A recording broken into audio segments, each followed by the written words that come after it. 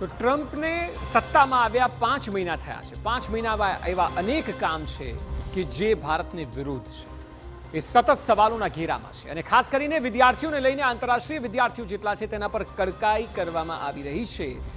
Notice વિના visa રદ કરી રહી છે અમેરિકન સરકાર. કોઈ પણ પ્રકારની પ્રી નોટિસ નહીં અને વિદ્યાર્થીઓના વિઝા રદ થઈ રહ્યા છે. એ સિવાય ક્યારેક પેલેસ્ટાઇનને ટેકો આપવાના કારણોસર તો ક્યારેક ટ્રાફિક ઉલ્લંઘન માટે પણ વિદ્યાર્થીઓને કાનૂની મુશ્કેલી નડી રહી છે. એટલે કોઈ પણ પ્રકારે જો પોતાનો મત વ્યક્ત કરવામાં આવે તો તુરંત લાલ આંખ કરવામાં આવે છે અને એ વિદ્યાર્થીઓ પર કડકાઈ નથી તો બીજું શું છે.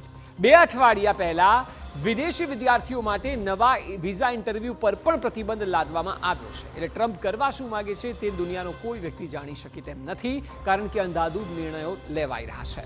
અમેરિકા આવતા વિદ્યાર્થીઓના સોશિયલ મીડિયાની ચકાસણી થઈ રહી છે. આ ભૂતકાળમાં ક્યારેય નહોતું થતું. એટલે હવે આપ જો અમેરિકા જવા માંગો તો આપના સોશિયલ મીડિયાની આખી હિસ્ટ્રી જોવામાં આવશે, જે દિવસથી આપે ફેસબુક, ઇન્સ્ટાગ્રામ અલગ અલગ એકાઉન્ટ બનાવ્યા હશે ત્યારથી.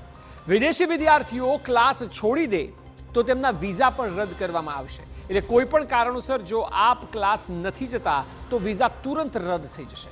ક્લાસમાં હાજરી ન આપે તો વિઝા રદ થઈ જાય.